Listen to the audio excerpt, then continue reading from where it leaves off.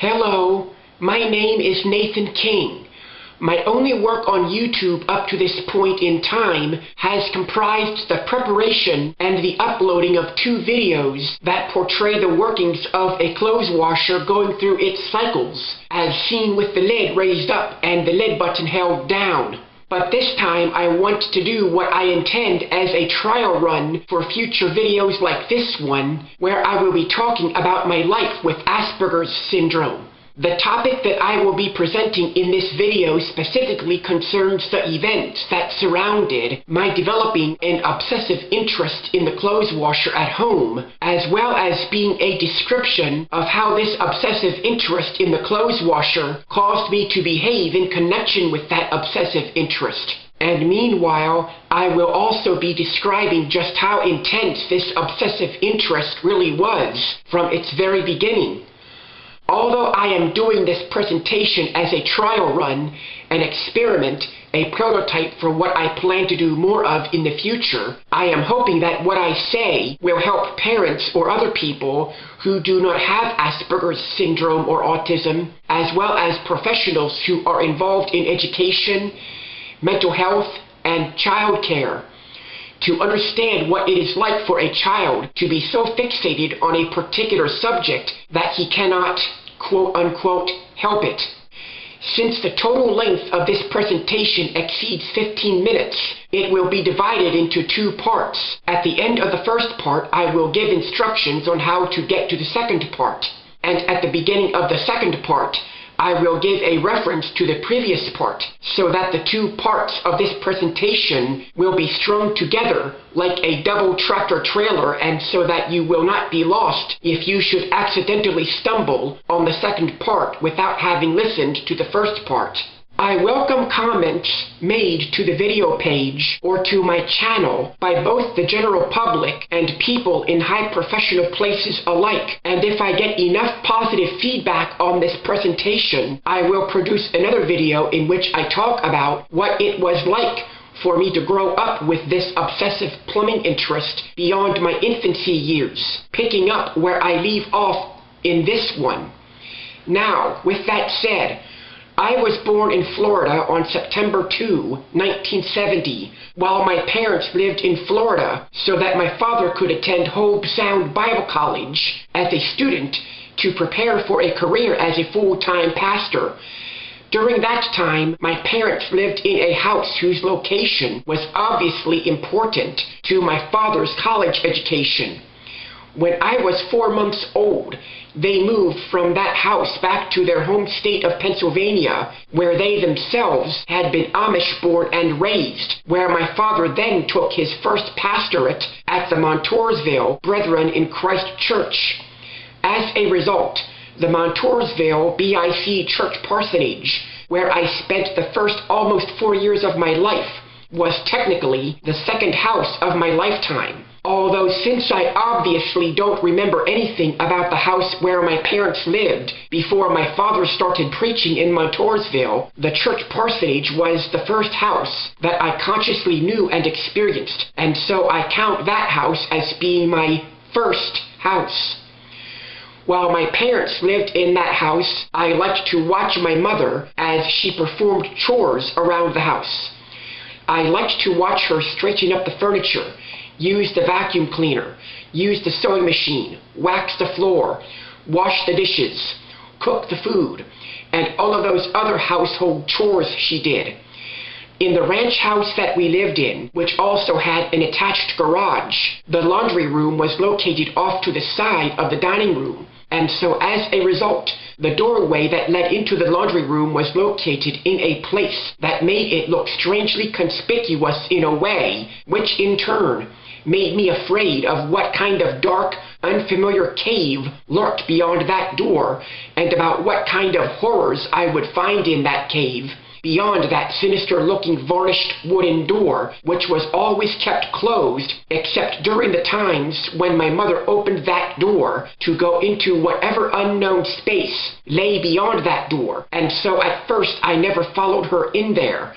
But whenever my mother was out of sight beyond that door, I only heard ordinary sounds, which were common to those which came out of the other rooms in the house, in association with my mother's other household chores, mainly that of my mother casually walking around on the floor of this unknown space or room or whatever it was beyond the door in the dining room wall. And so, as a result of my continued curiosity about this unknown place in the house, and about what my mother did while she was in this place, combined with the fact that my mother never sounded like she was scared while she was in that place, my mother one day went into this place beyond the door in the dining room wall and, after cautiously waiting a few minutes to be sure that everything was okay, I quite carefully walked through the door myself. When I entered the laundry room, I was relieved to see that there was nothing scary in there after all, and that, for all practical purposes, the laundry room was not much different from every other room in the house that I already was familiar with, even having a window that allowed sunlight from outside the house to shine into the room. Meanwhile, I saw that my mother was loading clothes into the washer, though of course I did not know that the big white cube into which my mother was loading the clothes was the washer. I also must add that at the time this happened, I was either 3 years old or close to going on 3. Now I saw that my mother was obviously putting clothes into this big metal box that had a hinged lid on the top of it along with a rear panel that contained knobs and buttons. But what I noticed more than anything else was that water seemed to be flowing into the washer from an unknown point of origin because I could hear the flowing water somewhere inside the washer. It was at that point that something strange occurred.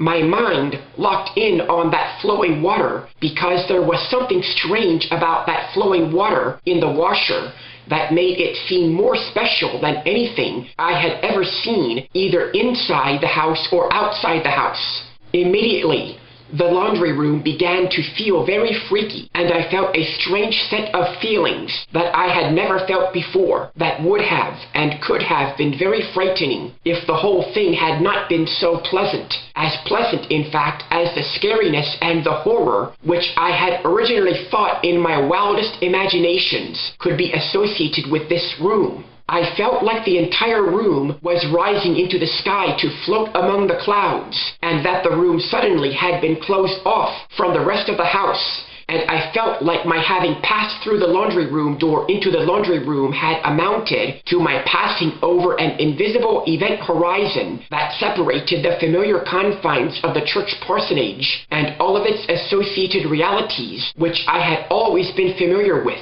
from a totally different and beautifully pleasant reality whose distance from the church parsonage transcended any definition of physical distance, so that wherever I would be if I were to go back through the laundry room door the way I had come into the room, it would not be the dining room out of which I had just come to enter the laundry room. And with the beautiful way in which things were happening in this room, I had no desire to return. I felt like I had entered through a portal between two parallel, though separate dimensions of time and space, where all time had ceased to move forward, but was instead frozen in this one moment of time surrounding the event and the situation of that flowing water in the washer. The entire room seemed charged with a weird, pleasant kind of energy which I had never felt before, and it seemed as though the room were being set up for some kind of glitzy, enchanted party. But eventually, my mother finished her task and walked out of the laundry room and back into the familiar place that still remained the dining room. And as I followed her back into the dining room, the whole house suddenly seemed more boring and mundane than it had ever seemed at any previous time, and I had a moment of panic about how I was ever going to cope with the reality that I had been forced to return to, and the reality which I had always known, but a reality that did not contain the washer, and the fact that that familiar reality did not contain the washer was the only thing that was needed to make that familiar reality an alien reality, as well as a reality that I felt like I was entering for the first time and not having a very good experience while doing so. The time that elapsed between that time and the time my mother used the washer again was torturous and agonizing for me, as I could not stop thinking about and reliving the incident with the washer and those pipes and hoses I thought I had seen around the washer, and I could not stop longing so desperately to see the washer again, so that I could just once again have the same experience all over again. And during that agonizing time, which must have lasted at least a few days, I was deathly afraid that the washer had been something that I had only dreamed about in my sleep, or that the washer had only been some other figment of my imagination that I could have seen only once, so that the washer would not be there the next time I saw the laundry room, but instead just an empty space where I only thought the washer had been. But the next time my mother used the washer, I learned, with great relief, that the washer was indeed as real as my toys and the household furniture, so that it could be both seen and touched like everything else in the house.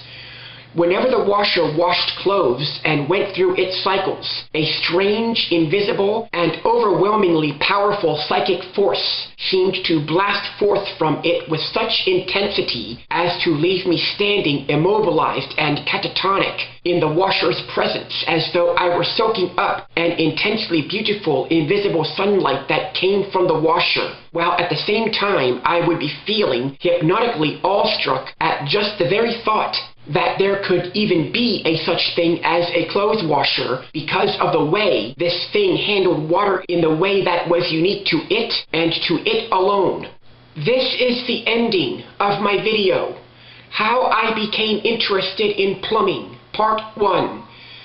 Go to video, How I Became Interested in Plumbing, Part 2.